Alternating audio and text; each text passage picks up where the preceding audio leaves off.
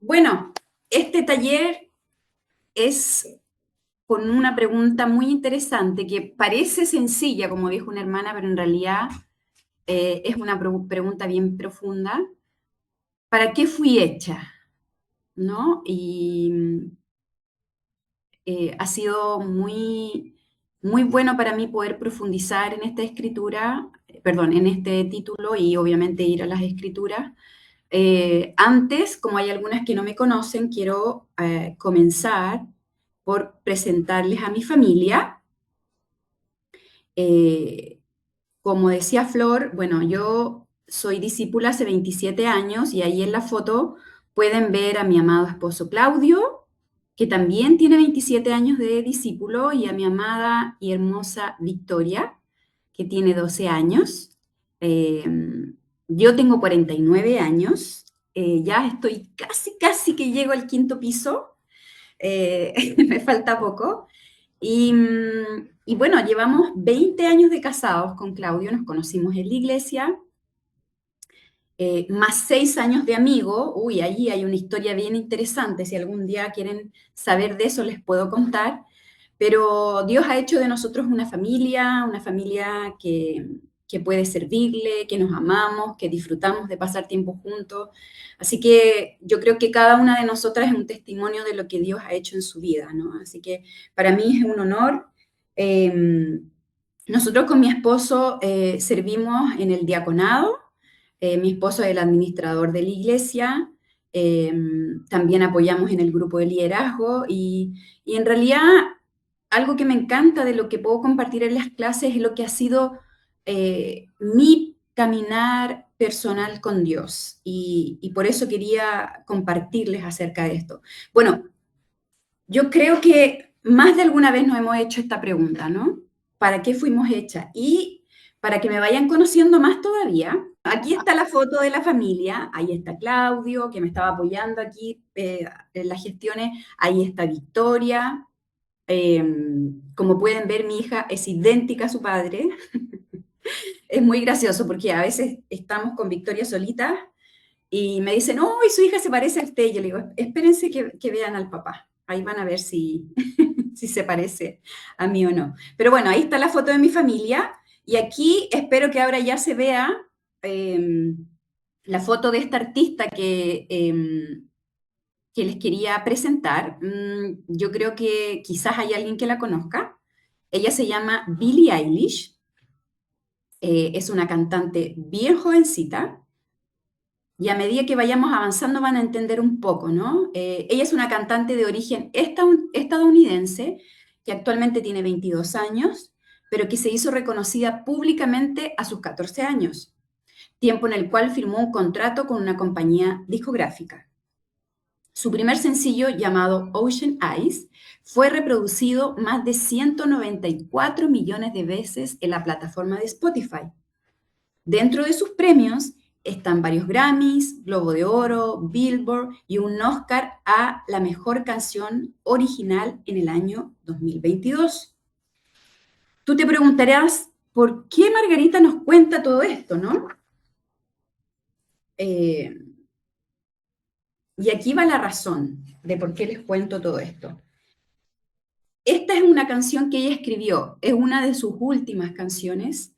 Y el título de esa canción es ¿Para qué fui hecha? En signo de interrogación, ¿no? Y bueno, ahí está obviamente el nombre en inglés, What Was I Made For? Y les quise colocar un trocito de la letra en donde ella dice así, ¿no? Dice, solía flotar y ahora tan solo me hundo. Solía saber, pero ahora no estoy segura. ¿Para qué fui hecha? Porque yo no sé cómo sentir, pero quiero intentarlo. No sé cómo sentir, pero algún día podré saberlo.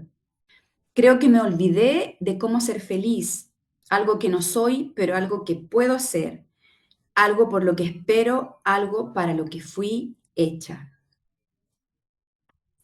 Esta canción ha sido reproducida 2 billones de veces. O sea, eso significa que ha sido reproducida 2.000 millones de veces. Pensemos en esa cantidad, ¿no? sería muy interesante hacernos la pregunta de por qué ha gustado tanto esta canción. La propia famosa cantante expresó, esto es exactamente lo que siento y ni siquiera quería decirlo. Y les coloco acá, suena como una confesión, ¿verdad? Interesante que con todo el éxito que tienen, imagínense que una canción que ustedes componen sea reproducida tanta cantidad de veces, con todos los premios que ella ha ganado, con todo lo que ella es, ella tiene este sentir, ¿no? Que no entiende para qué fui creada. Ahora, no estoy haciendo una apología ni de un artista ni de la canción.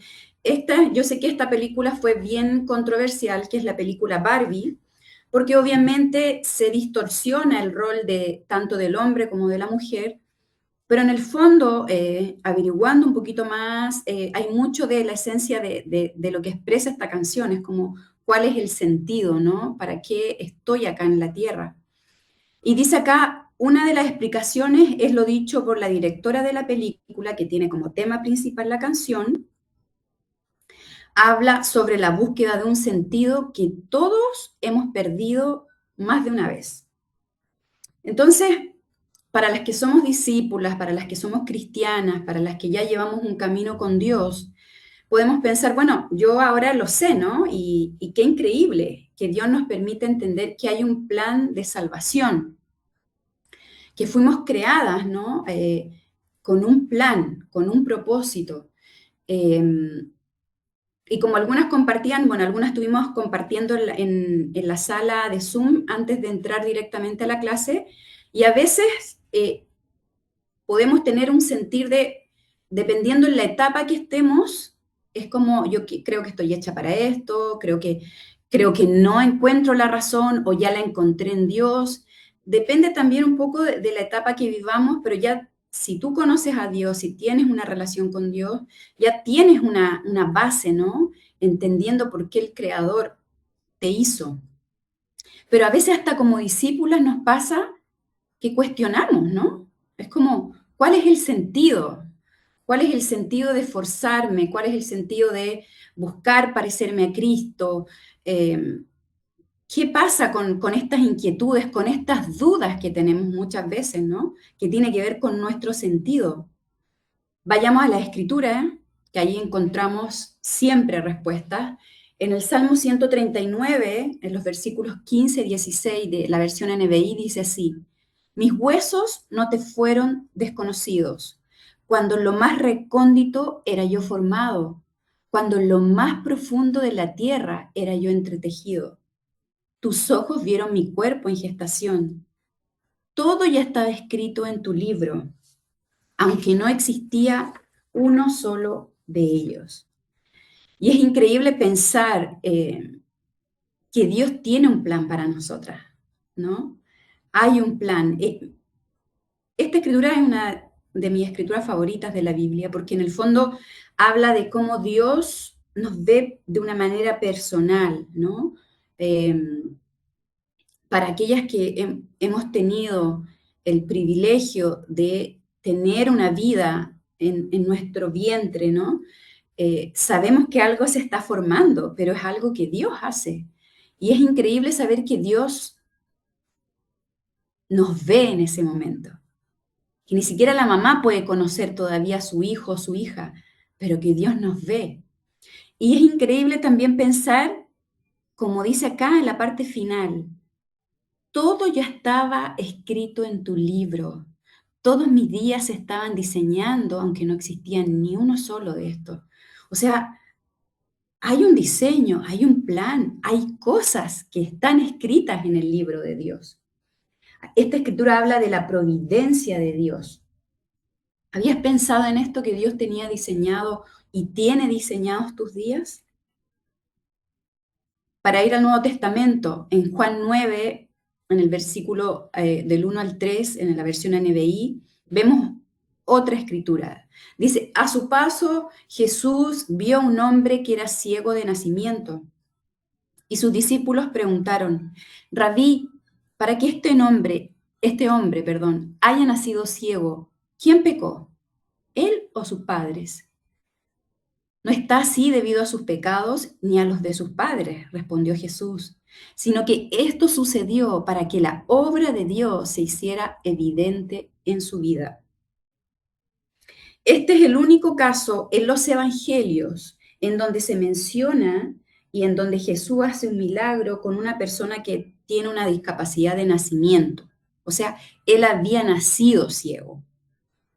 Entonces estaba este cuestionamiento, ¿no? Porque los judíos tenían una fuerte creencia de que si alguien nacía con algún tipo de discapacidad, en este caso la ceguera, era producto del pecado, ¿no? Algunos creían que el pecado incluso podía venir del feto, ¿no? Dentro de la madre, ellos se afirmaban en la escritura de cuando Esaú y su hermano peleaban en el vientre, ¿no?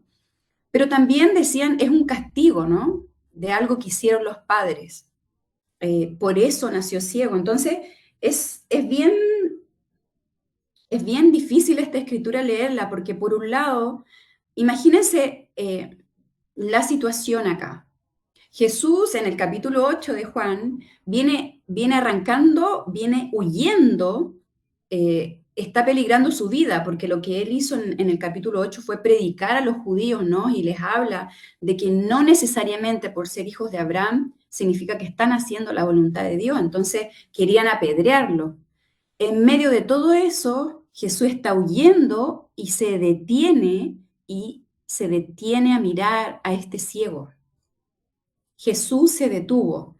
Ahora, es súper interesante y yo creo que todas en alguna manera u otra nos podemos identificar que ni siquiera los discípulos le piden a Jesús que sane al ciego, sino que le hacen una pregunta, ¿no? Seguro que era un cuestionamiento que tenían. De seguro lo conocían porque sabían que él había nacido ciego.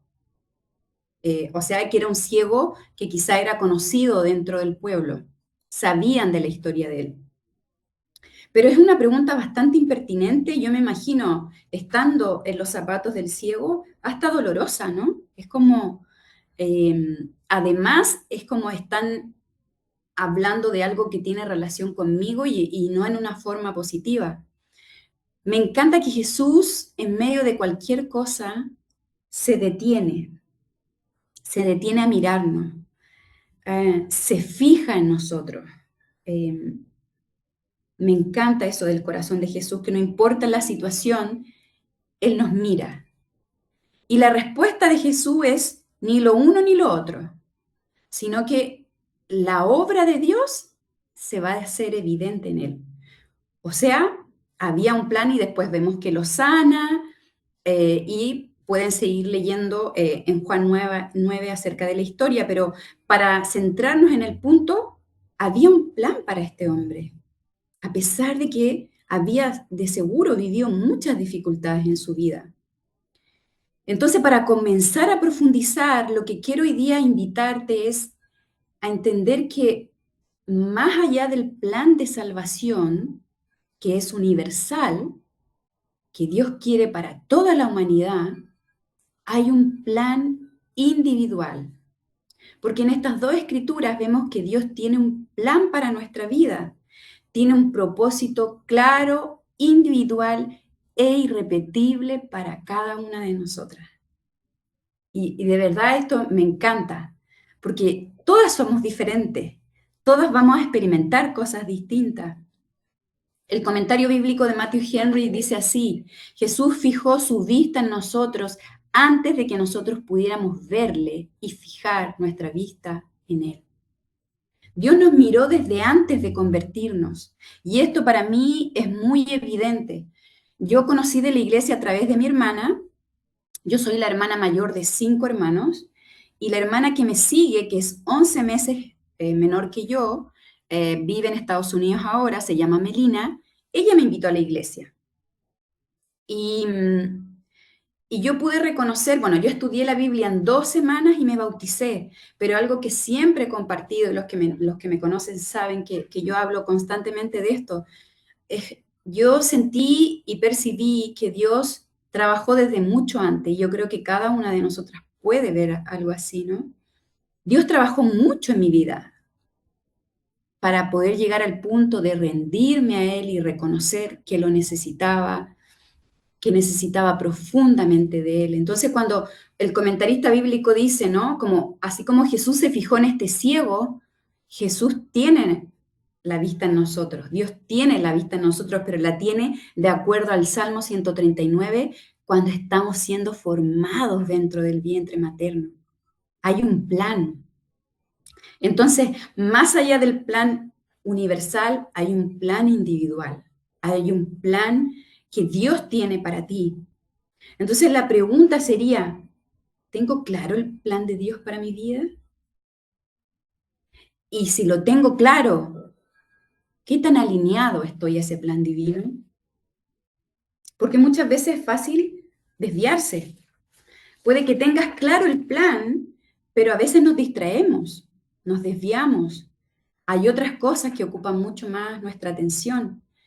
Y a medida que vayamos avanzando, voy a compartirles un poquito de lo que ha significado para mí ver este plan de Dios de una manera personal también. Es como pensar, Dios tiene un plan y orar incluso para poder alinearme al plan de Dios, porque nosotros podemos tener muchos deseos, podemos tener muchos sueños y está bien soñar, pero lo importante es también tener el deseo y el anhelo profundo de que estos deseos, estos sueños, de que esta vida que tenemos para vivir, porque tenemos una vida para vivir con un tiempo limitado, ¿no? ¿Cómo voy a caminar en esta vida? ¿Voy a caminar de acuerdo a lo que Dios tiene escrito ya desde hace mucho tiempo sobre mí? ¿O voy a querer hacer las cosas a mi manera? Y por eso hoy día quería compartirte dos ejemplos en la Biblia que a mí me han inspirado a ir descubriendo y alinearme también o volver al camino cuando me he desviado del plan de Dios para mi vida y que obviamente siempre tenemos que estar trabajando en ello y yo necesito trabajar siempre en ello, ¿no? El primer ejemplo está en la escritura acá, en Lucas 1, de los versículos 11 al 17, este en la versión NTV. Leemos así, dice, y mientras Zacarías estaba en el santuario, se le apareció un ángel al Señor, de pie a la derecha del altar del incienso.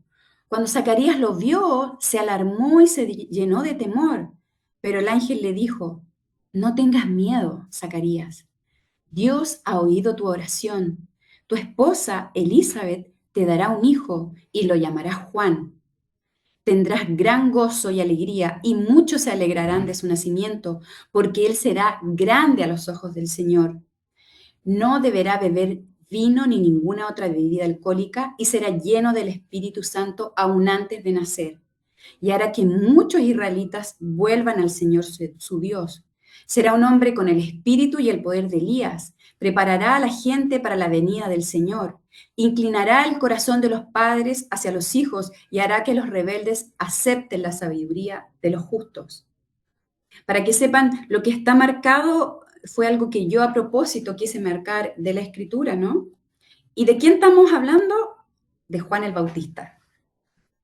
En Lucas capítulo 1 de los versículos 5 al 25, vemos el anuncio que un ángel hace a Zacarías, quien era sacerdote al servicio de Dios y futuro padre del niño, acerca del nacimiento de Juan el Bautista. Y lo que vemos acá en la escritura es que hay un plan muy claro, ¿no? Lo que pasa es que acá el plan fue explícito, ¿no? Y un ángel bajó a hablarle al futuro padre del niño, ¿no? Entonces fue muy específico, ¿no? Y hablaba cosas como, él será grande a los ojos del Señor, hará que muchos israelitas se vuelvan a Dios.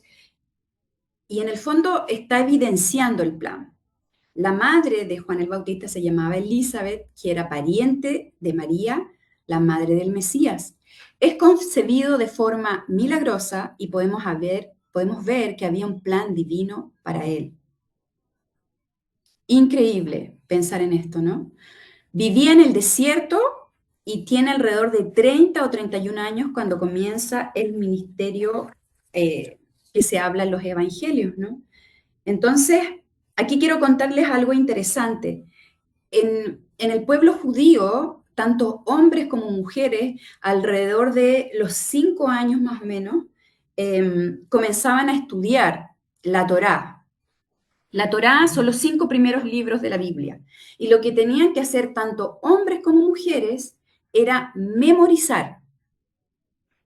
Pensemos en eso, que nos cuesta a nosotras memorizar algunos versículos. Ellos tenían que memorizar los 5 primeros libros de la Biblia, la Torá. Y esto lo hacían alrededor entre los 5 y los 12 años. Ahora, obviamente no todos llegaban a ese punto, ¿no? Pero pensemos en lo que significa tener memorizado esos 5 libros. Imagínense la forma en que ellos estaban empapados de la escritura. Entonces después había otro proceso, cuando ya cumplía los 12 años y lograban aprender, bueno, lo festejaban, venía el bar mitzvah, ¿no? Que algunas no sé si han escuchado acerca de esto, que es como cuando el niño ya pasa a la edad adulta. Entonces, lo que hacen después de esto, si logran aprender, lo que hacen es que siguen aprendiendo la Torá después, después de los 12, 13 años más o menos, y en línea, para los varones, lo que ellos empiezan a hacer es seguir estudiando la Torá, aprenderse el resto del Antiguo Testamento y aprender el oficio del Padre. Todo esto ellos hacían aproximadamente entre los 15 años y los 30 años. De ahí venía otra etapa que era mucho más, porque no todos alcanzaban a aprenderse la Torá más el Antiguo Testamento. Entonces, desde ahí que venían los que tenían la capacidad, que generalmente eran como uno dentro de 30 judíos, buscaban un rabí, un maestro que pudiera seguir enseñándoles. Entonces, ¿por qué les comparto todo esto? Porque a veces nos preguntamos, ¿por qué siempre los ministerios de estos hombres, al igual que Jesús, partían a los 30, 31 años? Es porque ellos tenían todo un periodo, ¿no? Los judíos tenían sus formas de hacer las cosas y eran muy apegados a las escrituras. Entonces, Juan tiene 30, 31 años, comienza su ministerio y resulta que este ministerio empieza a atraer a las multitudes, ¿no? Recordemos que Juan el Bautista empieza a hablar del arrepentimiento, comienza a hablar con la gente de que tienen que arrepentirse. Y dentro de eso aparece esta escritura en Juan 1, en donde dice, este fue el testimonio, en los versículos 19 al 22, este fue el testimonio que dio Juan cuando los líderes judíos enviaron sacerdotes y ayudantes del templo desde Jerusalén para preguntarle, ¿quién eres? Entonces me detengo acá un poco, como él estaba llamando mucho la atención y puntualmente era un hombre muy abativo porque él tenía ascendencia para poder ser sacerdote, ¿no? Para poder servir como sacerdote, pero Juan el Bautista era bastante atípico en su forma, ¿no? Entonces estaban como muy atentos al ministerio de él, porque además el Sanedrín tenía que cuidar de que no hubieran falsos profetas. Entonces lo que hacen, como la gente estaba acudiendo a Juan el Bautista, estaba moviendo a las multitudes, lo que hacen es como, vamos a preguntarle a este hombre quién es, ¿no? Entonces de aquí viene la pregunta, ¿quién eres? Él dijo con toda franqueza, yo no soy el Mesías. Bien, entonces, ¿quién eres? Preguntaron. ¿Eres Elías? No, contestó. ¿Eres el profeta que estamos esperando? No. Entonces, ¿quién eres? Necesitamos alguna respuesta para los que nos enviaron. ¿Qué puedes decirnos de ti mismo? Veamos un poquito más en profundo las preguntas que le hicieron en diferentes versiones a Juan el Bautista. ¿Quién eres? ¿Cómo te ves a ti mismo en la versión NBI, versión Reina Valeria contemporánea? ¿Qué dices de ti mismo? Versión NTV, ¿qué puedes decirnos de ti mismo? Y pregúntate, si me hicieran estas preguntas directamente, ¿qué respondería? ¿Qué contestaría yo? Si me dijeran, ¿quién eres? ¿Qué nos puedes decir de ti? Entonces, claro, muchas veces nosotros podemos decir, yo soy una hija de Dios, ¿no? Soy una persona que sigue el plan de Dios de salvación. Me bauticé, soy una servidora. Pero aquí la invitación que yo te quiero hacer es que vayamos un poquito más profundo, que pensemos un poquito más allá. Increíble ser salva, Pensemos por qué Juan el Bautista estaba llamando tanto la atención. Y un antecedente primordial de la vida de este hombre es lo que dice Lucas 1 en el versículo 80. Juan creció y se fortaleció en espíritu y vivió en el desierto hasta que comenzó su ministerio público a Israel. O sea que Juan, antes de comenzar a hacer su trabajo y su ministerio, pensemos en esto, ¿no? Él era un judío, pero antes de comenzar, dice que él se fortaleció en espíritu. O sea, hizo todos estos pasos que yo les contaba, ¿no? Pero además, él tenía una relación personal con Dios. Porque tú puedes memorizarte las escrituras, pero si no te fortaleces en espíritu, eso tiene que ver directamente con tu relación personal con Dios. Se dice probablemente que él era esenio, eran hombres que vivían en el desierto y que se apartaban. Los esenios buscaban no contaminarse con el mundo, probablemente Juan el Bautista era uno de ellos, pero lo importante acá es que todo parte en nuestra relación personal con Dios, porque yo puedo ser salva, ok, soy salva, pero Dios me deja acá en la tierra, ¿no? Hay un plan. ¿Qué voy a hacer con esta salvación que Dios me dio? ¿Qué voy a hacer con mi relación con Dios diariamente? ¿No? Y muchas veces pensamos como en grandes cosas, como como le pasó a Juan el Bautista, ¿no? Él tuvo un ministerio público, o sea, él movió masas, él movió mucha gente. Pero antes de llegar a ese público, dice que él se fortaleció apartado. O sea, él llegó a hacer eso, pero porque su relación con Dios daba para eso. Entonces pensemos en esto, ¿qué tal está tu relación con Dios? Juan tuvo tiempo para fortalecerse espiritualmente. ¿Te estás fortaleciendo espiritualmente? ¿Cómo está tu intimidad con Dios? Porque eso es lo que le permitió a Juan el Bautista. Me encanta la seguridad que él tenía, ¿no? Porque eso es lo que le permitió tener claro a Juan el Bautista quién era y quién no era. Me impresiona su respuesta. Y la vemos aquí en Juan 1:23. Cuando le preguntan y le insisten, ¿no? Eres el Mesías. Imagínense, ¿quién estaban pensando que podía ser? El Mesías, no, no soy el Mesías. Y cualquiera se pudo haber sentido tentado, ¿no? Como, wow, piensan que puedo ser el Mesías, piensan que puedo ser un profeta. Pero él no. Él se identifica con la Escritura y dice, Juan contestó con las palabras del profeta Isaías, soy una voz que clama en el desierto, abran camino para la llegada del Señor. Juan se identifica con la escritura que está en Isaías 40, versículo 3. Él tenía claro que él iba a preparar el camino para la llegada del Mesías. Soy una voz que clama en el desierto. Juan se identifica con la escritura. ¿Con qué te identificarías tú si te hicieran esta pregunta? Entonces es increíble porque no fue fácil para Juan tampoco. Él tuvo momentos difíciles. Hay un momento en Lucas 7 en donde él envía a dos de sus discípulos a preguntarle a Jesús, ¿no? ¿Realmente eres tú el Mesías o tenemos que esperar a otro?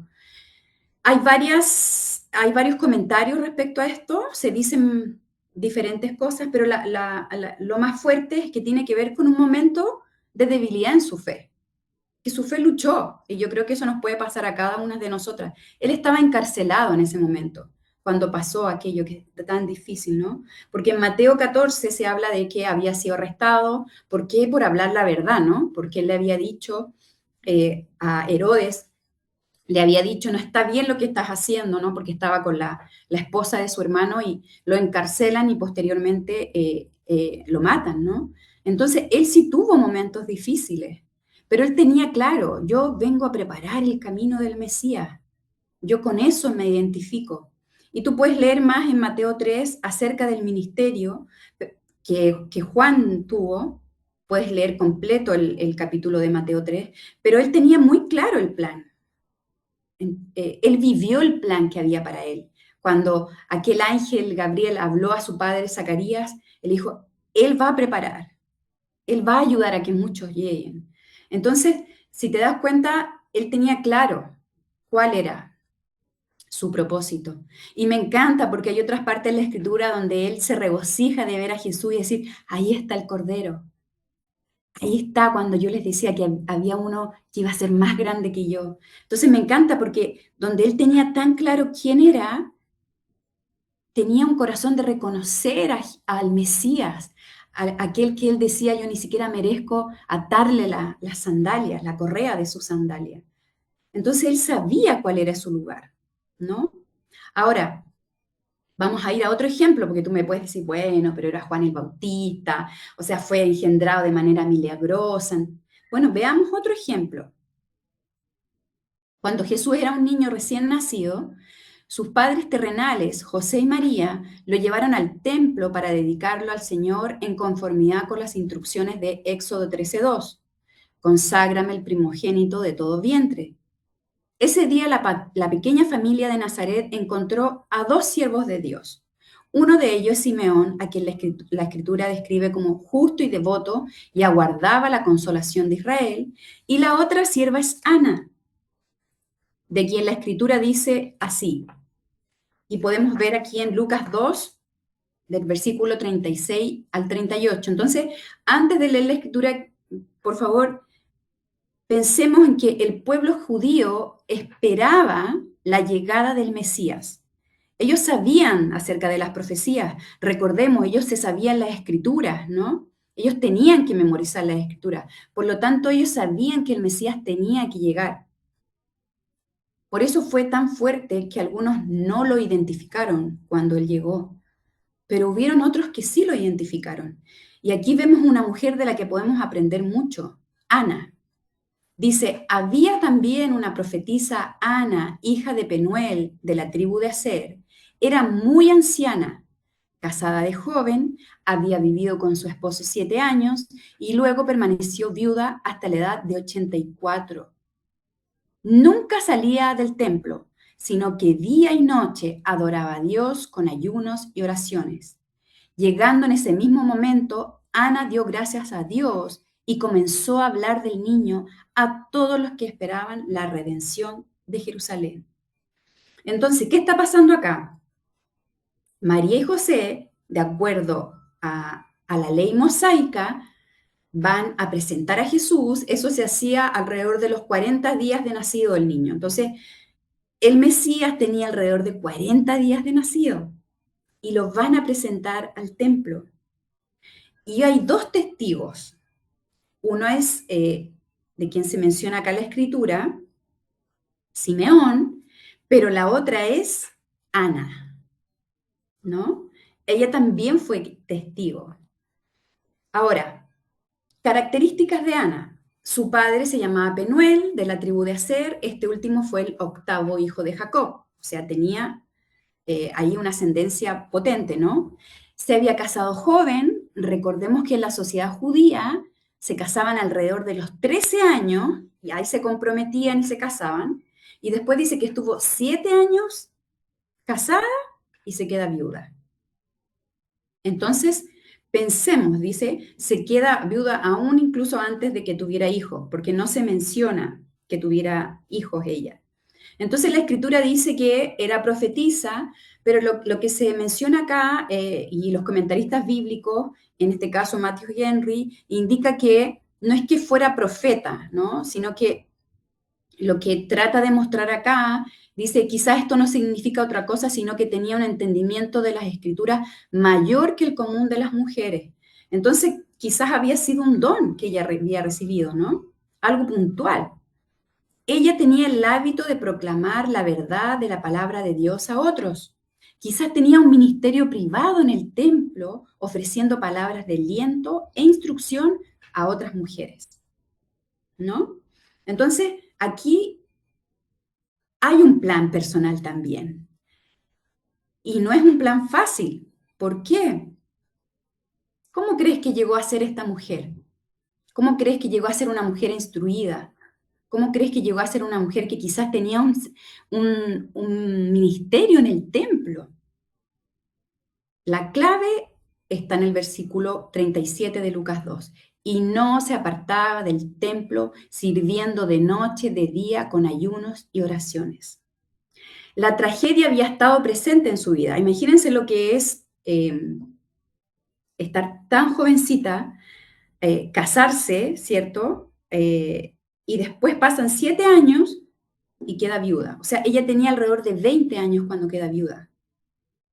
Pero esa situación no le había amargado la vida, de seguro tiene que haber sufrido, obviamente, pero dice que ella lo que hizo fue ir al templo de noche y de día y hacía ayunos y oraciones. Entonces lo que ella hizo fue dedicar su vida a guardar la palabra de Dios en su corazón. Es increíble. Dice, cuando Lucas la llama profetisa, está dando una mirada al interior de su personalidad y está ofreciendo una primicia de lo que ocupaba su mente y su conversación. Aquí quiero mostrarte una foto. Este es el templo, mirado como desde un dron, ¿no? Este es el templo. Y el templo tiene diferentes partes. Espero que tener esta visualización te ayude. Si te das cuenta, hay diferentes letras, ¿ok? Y estas letras marcan diferentes cosas. Si ves la letra G, que está ahí, que está como justo en el centro, ese es el patio de mujeres, ¿ok? Bueno, están unas escaleritas que se ven más arriba antes de llegar a la letra F, están las escaleras de Nicanor, y recordemos que en el templo las mujeres tenían un lugar específico para reunirse, que es donde está la letra G, ¿cierto? Ellas no se mezclaban con los hombres, porque las mujeres no podrían entrar ni al lugar santo ni al lugar santísimo, menos, porque ahí solamente entraba el sumo sacerdote. Entonces, tratemos de imaginar cómo es la situación. Van a presentar a Jesús, ¿cierto? Para eso tienen que hacerlo con los sacerdotes que estuvieran a cargo en ese momento. Y justo Ana presencia este momento cuando Jesús es presentado en el templo. ¿Tú crees que eso fue una coincidencia? Que justo, uno de los comentarios bíblicos dice que como ella iba tanto al templo, es posible, todas estas son conjeturas, ¿no? Que se van asociando con diferentes historias. Dicen que es probable que como ella iba tanto al templo, puntualmente se le hubiera asignado como o una habitación o un sector donde ella pudiera enseñar a las mujeres. Por lo tanto, el templo ya era como parte de su casa, ¿no? Porque ella dice que de día y de noche iba al templo. Entonces, incluso es probable que ella pudiera tener una habitación ahí donde ella durmiera. Esto se sale completamente fuera de la norma de lo que las mujeres hacían en ese tiempo. Las mujeres, como les decía, también tenían que aprenderse la Torá, pero a diferencia de los hombres, a la edad de 12 años, ellas se casaban, a los 12, 13 años se comprometían, se casaban y después pasaban a ser dueñas de casa, por decirlo así. Eso es lo que había hecho Ana. Ana se había casado, pero resulta que después de 7 años queda viuda. ¿Y qué decide ella? Yo voy a seguir sirviendo a Dios. Y esto es algo que me anima muchísimo porque y bueno, no sabía honestamente en qué minuto, yo sé que apremia el tiempo también y si quieren me pueden hacer preguntas después, pero yo dentro de todo este proceso y dentro de todo esto que les cuento, si hay alguien que puedes ahí apagar su microfonito para que no interrumpamos la clase ahí, porfis. Yo he hecho mi propio proceso para llegar, todo esto que les estoy contando tiene que ver con mis estudios también, ¿no? Yo estoy estudiando para poder sacar una licenciatura en maestría bíblica. Ahora el 18 de marzo parten de nuevo mis clases, estoy estudiando en el Instituto de Texas, de Houston, Texas, y eso es algo por lo que yo vengo orando hace muchísimo tiempo. Pero ¿sabes qué? Antes se me cerraron otras puertas. Y antes yo no sabía, yo solamente tenía el deseo, yo decía, he descubierto que me gusta hacer esto. Y yo empecé, antes de estudiar formalmente, yo empecé a hacer mis propios estudios personales y los compartía con las hermanas que tenía cerca, ¿no? Y creo que es tan importante eso, ¿no? Y esto que les estoy compartiendo es algo que siempre lo hablo hacia mí primero, ¿no? Y esto es algo que yo procuro hacer primero en mi propia relación con Dios y luego compartir a otros, pero gran parte de lo que te comparto también es de lo que estoy estudiando. Entonces, también estoy con el grupo, soy ahí compañera de Eurípides, de Euro, en el grupo que tenemos ahí con Steve Brown. Estoy alrededor de, ya van a ser como 2 años y medio, 3 años que estamos ahí en ese grupo y Steve está entrenando tanto a hombres como mujeres ahora. Y ha sido algo nuevo también que como iglesia estamos aprendiendo, pero es algo que ha requerido de mí creerle a Dios, hablar con Dios del tema, pero también es algo que yo he hecho en mi intimidad con Dios. Antes de compartirlo como lo estoy compartiendo ahora, ¿no? He tenido el privilegio de compartirlo con hermanas acá en Chile, con hermanas también en Paraguay, con hermanas de otros países también, ahora el privilegio de compartirlo con ustedes, en Colombia, y, y la verdad que me encanta, pero esto ha requerido de mí, ha requerido postrarme a los pies de Dios, ha requerido llorar cuando es necesario, cuando he sentido que se me ha cerrado una puerta. Como les contaba, yo tengo una hija, mi hija tiene 12 años ahora, mi hija tiene una condición, mi chiquitita nació y bueno, ese ha sido otro proceso para nosotros, nació dentro del espectro autista. Ahora, es bien puntual lo que ella tiene porque costó mucho que los médicos pudieran llegar a un diagnóstico. Por lo tanto, nuestra vida gira mucho en torno a nuestra hija porque nuestra hija básicamente en donde ha afectado más es su tema cognitivo, ¿no? La forma en que ella tiene de entender las cosas. Entonces, todos sus procesos son más lentos. Por lo tanto, ella requiere de especialistas que la ayuden. Entonces, ella va a un colegio en donde respetan sus tiempos, pero también ella trabaja con diferentes especialistas, ha trabajado con terapeuta ocupacional, con psicólogos, con educadoras diferencial, con psicopedagoga, con fonoaudiólogo. Y yo cuando soñaba con esto, ¿no? De poder compartir acerca de las escrituras, de poder estudiar, muchas veces no veía el espacio, porque yo decía, mi hija ocupa gran parte, obviamente yo soy una mujer que es casada, se tiene que hacer cargo de su casa, yo dejé de trabajar para estar con mi pequeña, nosotros tardamos 7 años en poder ser papás, nos costó mucho ser padres, hemos pasado por diferentes procesos y hoy día estoy tan agradecida de todo lo que Dios nos ha enseñado a través de todos esos procesos, porque en algún minuto yo decía, ¿en qué momento voy a estudiar? No, no tengo tiempo. Es mi sueño, pero no tengo el tiempo. Y es increíble cómo Dios me ha abierto las puertas.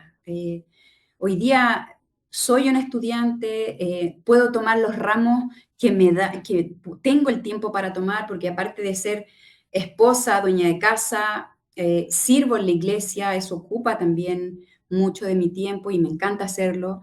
Pero justo se abrió esta ventana, ¿no? Y ya llevo alrededor de 1 año y medio estudiando formalmente, tengo clases formales, tengo que presentar ramos formalmente y lo puedo hacer en espacios puntuales, cuando mi hija está en clase y puedo estudiar en las noches, cuando ya mi hija está durmiendo, mi esposo también me da las facilidades para hacerlo, pero más allá de todo eso yo veo como Dios me ha abierto las puertas. Entonces, para mí ha sido increíble poder hacer este camino personal.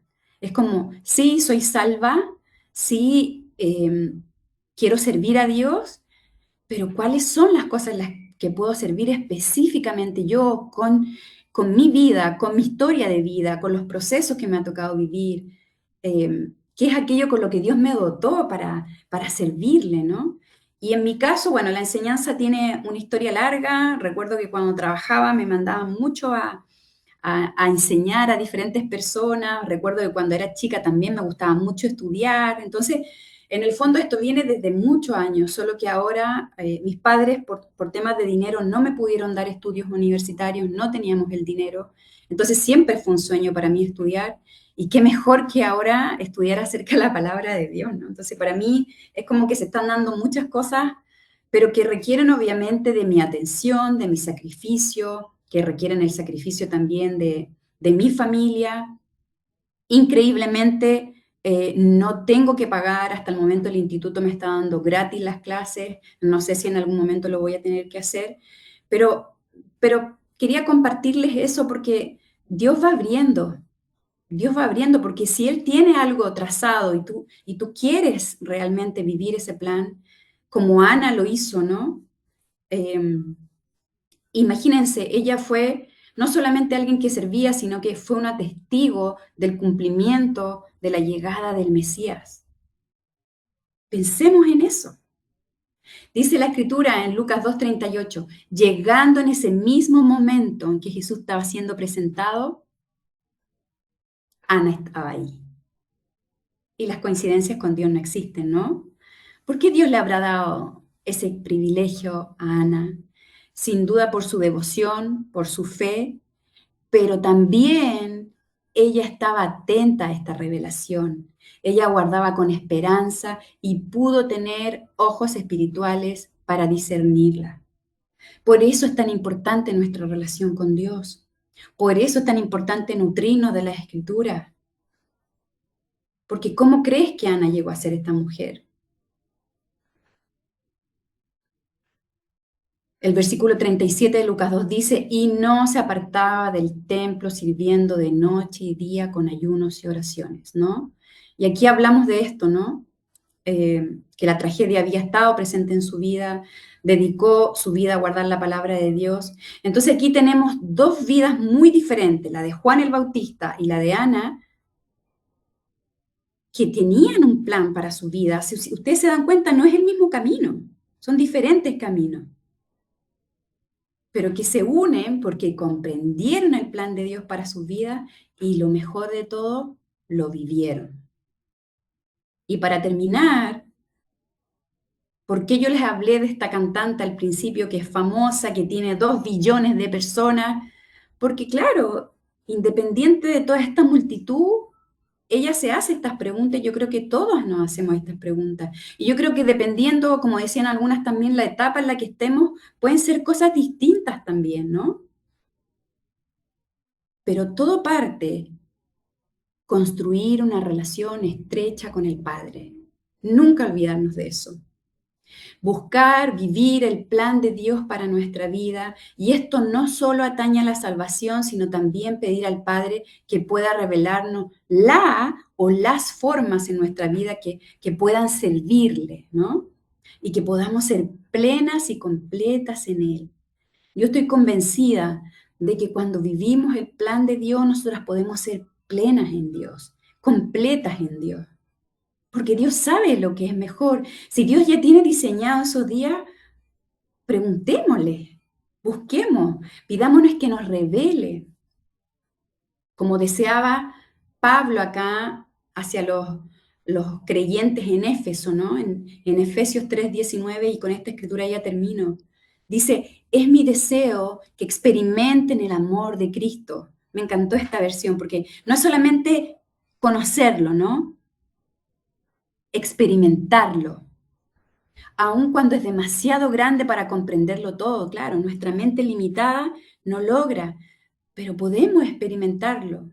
Dice, entonces serán completos con toda la plenitud de la vida y el poder que proviene de Dios.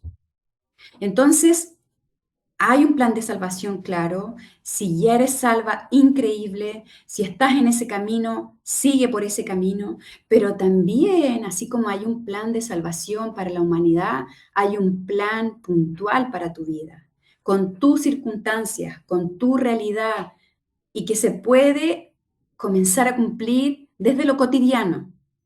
No necesitas pensar ya en grandes cosas, que se parte en la intimidad, ¿no? Como dice Mateo 6:6. Entra a tu cuarto, cierra la puerta y ora a tu Padre que está en el cielo y sabe lo que necesita. Entonces, todo parte desde ahí. Porque a veces queremos hacer cosas grandes, grandes hacia afuera, pero no partimos desde la casa. Entonces, y esto nos va a llevar a la plenitud, porque la plenitud de Dios está en Cristo. Y la plenitud de Cristo es la iglesia, y eso es algo que podemos conversar en algún otro momento, que podemos profundizarlo. Pero es increíble, ¿no? Que haya un plan, así como hubo un plan para Juan el Bautista, como había un plan para Ana. Nosotros podemos ser mujeres que vivimos ese plan y podemos llegar a servir a muchos y vivir ese plan que Dios tenga para nosotras.